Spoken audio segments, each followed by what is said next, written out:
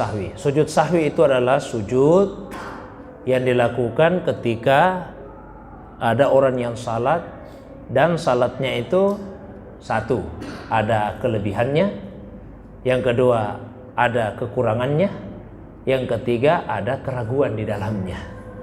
Jadi itu 3 penyebab mengapa sujud sahwi dilakukan. Ada kelebihan, ada kekurangan, ada keraguan. Sekalipun mesti dirinci, Pak. Karena tidak semua kelebihan itu kemudian mesti sujud sahwi, disyariatkan sujud sahwi. Sebagaimana tidak semua kekurangan juga mesti sujud sahwi. Ya. Ada sekian banyak penambahan dalam salat tapi kita tidak sujud sahwi. Contoh misalnya saya katakanlah imam salat, terus tiba-tiba lepas ini Pak penjepitnya, jadi pegang mic-nya. Kan ini menambah ini sebetulnya. Tapi kalau seperti ini tidak usah sujud sahwi. Nanti panjang Pak bahasanya kalau itu, nanti ada kajian fikihnya ya. Kemudian tidak semua juga kekurangan mesti sujud sahwi. Contoh, disunnahkan kalau mau ruku angkat tangan, Allahu Akbar kan. Bangun dari ruku angkat tangan lagi. Bagaimana kalau misalnya tidak angkat tangan? Apakah disyariatkan sujud sahwi? Tidak, karena ini sifatnya sunnah hayat. Tapi kita tidak bahas ke sana. Saya mau kepada pertanyaannya tadi. Sujud sahwi itu boleh dilakukan sebelum salam, boleh juga dilakukan sesudah salam. Ulama sepakat itu. Boleh sebelum, boleh sesudah. Yang berbeda ulama, mana yang lebih baik?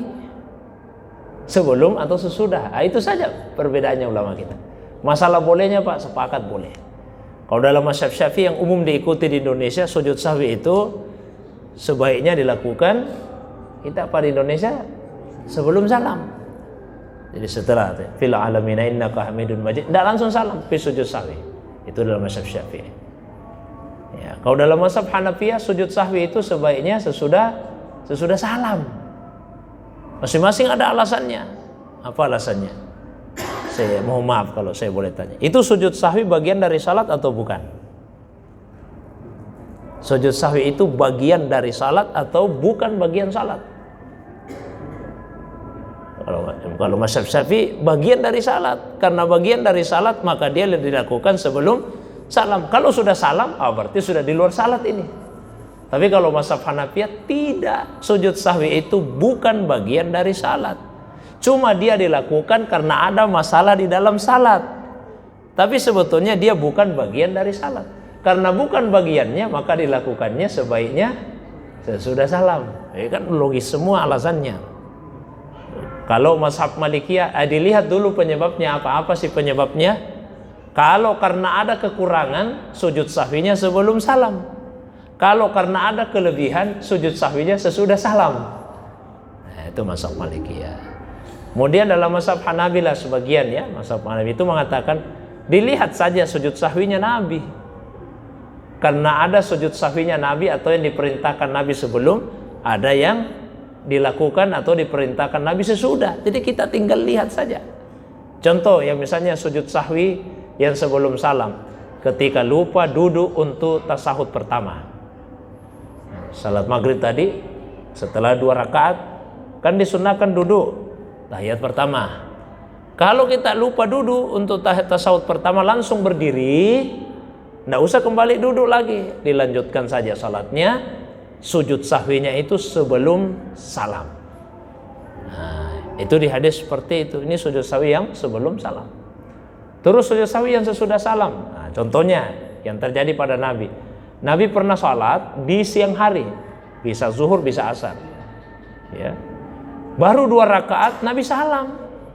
2 rakaat ini Pak, Nabi salam. Selesai salat baru ada sahabat namanya Khirbak.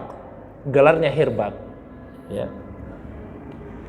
Muhammad namanya Khirbak, biasa dipanggil Zulyadain. Tanya ke Nabi, ya Rasulullah, tadi itu anda lupa atau dikasar ya salatnya? Kata Nabi, mana sih itu walam tuksar? Saya tidak lupa, tidak dikasar juga. Kalau tidak dikasar berarti lupa itu ya Rasulullah, karena cuma 2 rakaat tadi. Nabi tanya yang lain-lain, benar tidak kita tadi salat cuma 2 rakaat? Benar ya Rasulullah. Nabi lanjutkan 2 rakaat sisanya. Dan setelah salam, Nabi sujud sahwi 2 kali sujud. Jadi kesimpulannya, kalau ada yang salat dan dia mengucapkan salam padahal rakaatnya belum sempurna, maka sujud sahwinya sesudah salam.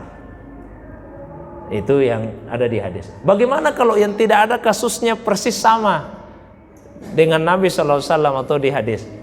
Tinggal memilih, mau sebelum, mau sesudah. Jadi sebetulnya Pak, ini mudah, mau sebelum silakan, sesudah silakan. Ya, kalau kita bisa memilah silakan. Tapi kalau daripada ada masalah dialami, mana dulu itu ini kalau kasusnya begini, ini sebelum atau sesudah ini?